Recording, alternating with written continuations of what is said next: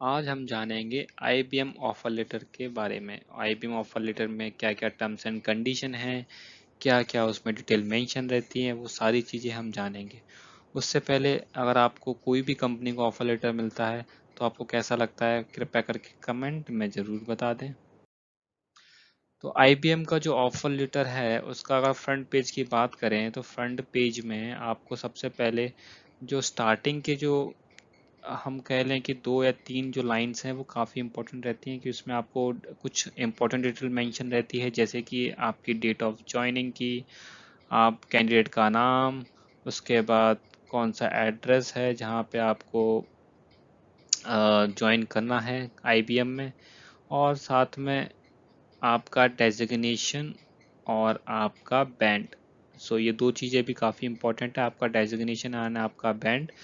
आपका designation depend करता है बैंड के हिसाब से, और बैंड आपका डिपेंड करता है कि आप फ्रेशर हो या आप हो एक्सपीरियंस्ड। अगर आप फ्रेशर हो तो आपको 6G बैंड मिलेगा, ग्रेजुएट हायर। अगर आप एक्सपीरियंस्ड हो तो आपको 6A, 6B, 7A, 7B ऐसे सीरीज़ में आपको आपका बैंड आपको असाइन होगा। और उसके बाद कुछ नॉर्मल इंफॉर्मेशन दे रखी है आईबीएम की तरफ से, और आईबीएम की तरफ से एक छोटा सा आउट थिंक ऑर्डिनरी एक तरह का एक स्क्रीनशॉट अटैच है। अगर हम आते हैं सेकंड पेज पे, तो सेकंड पेज में जो इम्पोर्टेंट पार्ट है वो है, एक तो आपकी इफेक्टिव ज्वाइनिंग डेट मेंशन कर रखी है इसमें, और आपकी अगर ज्वाइनिंग डेट को आपको चेंज करना है तो आप कांटेक्ट कर सकते हैं, वो भी बताया गया है इसमें।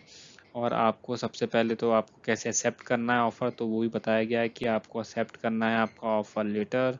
और अगर आपको डेट ऑफ ज्वाइनिंग में आपको कुछ चेंजेस करने हैं तो 5 दिन पहले, 5 वर्किंग डेज से पहले आपको कम्युनिकेट करना पड़ेगा, कम्युनिकेट, और इसमें सैटरडे संडे काउंट नहीं होंगे। उसके साथ में आपका जो फर्स्ट डे है वो कौन सी लोकेशन पे आपको आना है, क्या क्या डॉक्यूमेंट लेके जाने हैं, वो सारी इन्फॉर्मेशन आपको नीचे दे रखी है।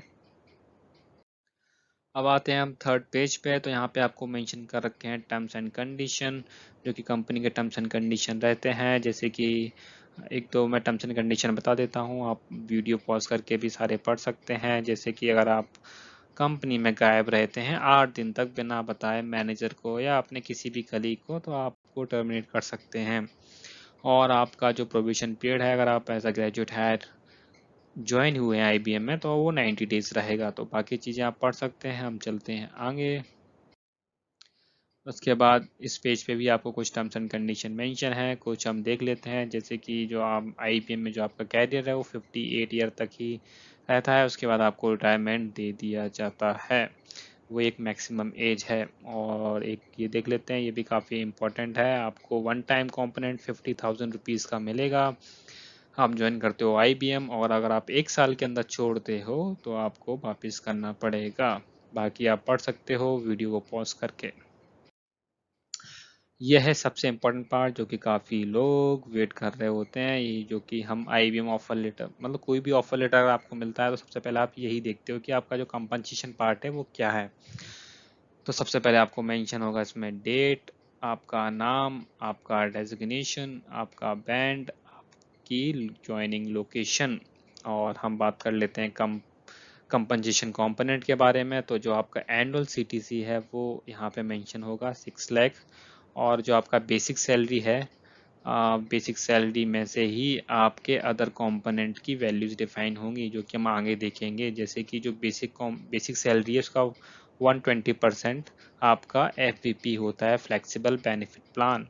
और ग्रेचुटी है 4.8%, जो कि आपको मिलती है अगर आप कंपनी में रहते हैं 5 साल तक, और उसके 5 साल के बाद आप कभी भी छोड़ते हैं तो आपको ग्रेचुटी मिलेगी।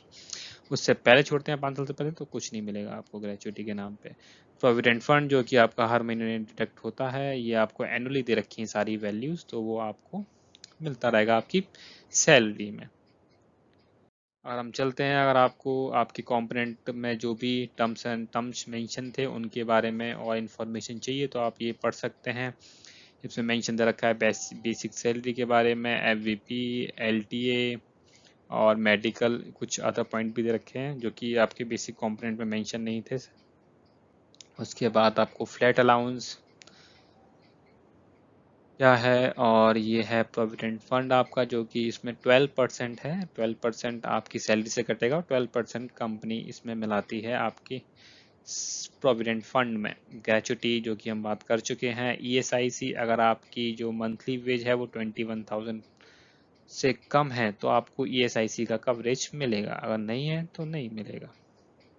और जो एनुअल रेम्युनरेशन हम देख चुके हैं आपके कंपोनेंट में कि basic salary plus FVP plus retails, ये आपका एनुअल रेम्युनरेशन है।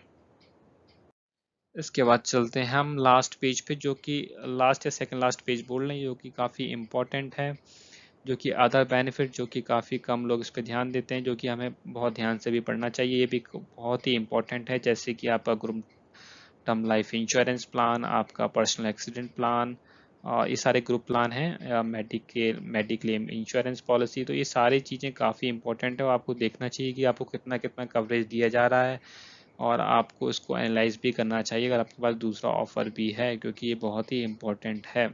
तो आज की वीडियो में बस इतना ही। Thank you.